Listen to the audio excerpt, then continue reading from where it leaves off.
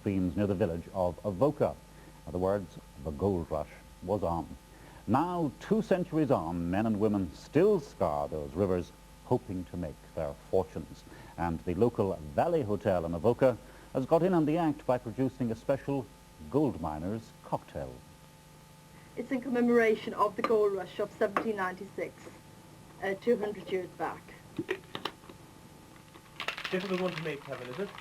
Quite difficult sometimes, all right. And is there a bit of a demand for it? There is quite a demand now for it, yes.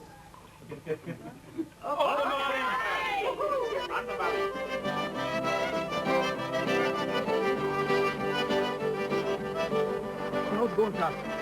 I look forward. I look there.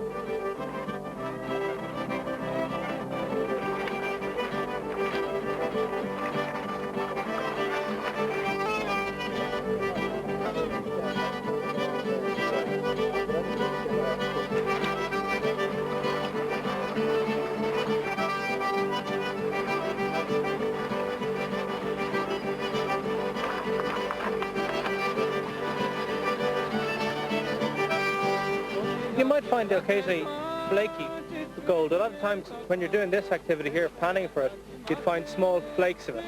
And what you do is you're washing it around and you get rid of the heavier stuff. You can just pour it off. The lighter stuff will just pour off, and it'll be in the small gravel down at the base of the pan. You might find small flakes of gold, and that'll be what you'll be looking for here. And what John will be doing with the sieve-like working is looking for actual nuggets. But the panning here is just trying to find flakes of gold, small flakes of gold in the sediment. Would it be fair to say that this can turn into a bit of an obsession? It'd be a bit like playing the lotto or something. Yeah, a bit of an obsession. If you think you found it once, you'll come back looking for it again.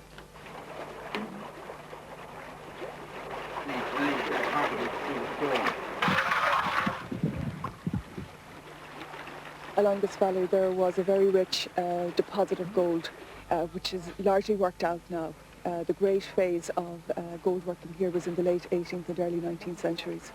But we do believe that Wicklow was a likely source for gold in the early Bronze Age, when gold working was first introduced to Ireland, along with metalworking technology, copper and bronze working. So we're talking about several thousand years before Christ then? We're talking a period approximately 2200 BC, which is about the earliest date for gold from Ireland. Well, you have a replica of a nugget here. Can you tell us about that? Yes, this is a replica of a large gold nugget, which originally, the original of which weighed 22 ounces, and it was found in the Goldmines River, or certainly along the valley here, in the late 18th century, and reputedly was given to King George IV, who is presumed to have made either a snuff box and or a watch chain, or perhaps various other things from it. Well, this could cause people to get extremely enthusiastic. Would there be any hope of finding something like that now, today or tomorrow? I think the chances at the moment of finding something as significant as this are pretty slim, to say the least. Gold panning is extremely hard work. It takes a long, long time even to find enough gold to make maybe a small ring. Would it be fair to say that this river here is played out from a gold point of view? Effectively, yes, I think this river is played out. Mary, what would your opinion be now of these? Do you think there's any fortune to be made in this? No, not this time, Pat. I'm afraid you'll have to go back again and try harder. The little grain there, they look like gold pellets. But no, certainly not gold. Absolutely not. Okay. No. And the yellow material in this rock here. Just let me get a closer Just look at that.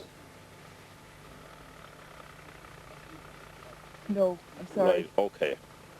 This is going to disappoint a lot of the panners down here, I'm afraid. Well, I think they maybe have to look for maybe a more richer location. I think they might have to go a bit further upstream, up to the original find site.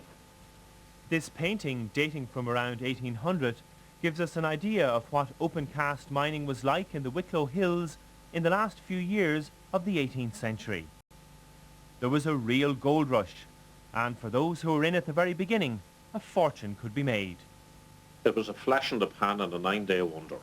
In 6 weeks, the peasantry in the area got £10,000 worth of gold, which was an enormous amount of gold then. The gold had been there beforehand, had been sold secretly by a couple of people in the know, but in 1796, in the month of September, the secret got out. The peasantry and the labourers from far and wide assembled in Ballinagour area up the valley, and they panned gold very crudely to their heart's content, and they got an estimated 3,000 ounces. In actual fact, they got the bulk of the gold, and right from that time after, no gold in any great quantity was ever found. Well, it's still going on today, but I don't think there's any left. It was one of the few instances where the poor people of Ireland got something over authority. By the time authority moved in, they had got everything, and everybody had a good time on it. They got their little lottery. There you are. Next weekend you could try your hand at it. Now the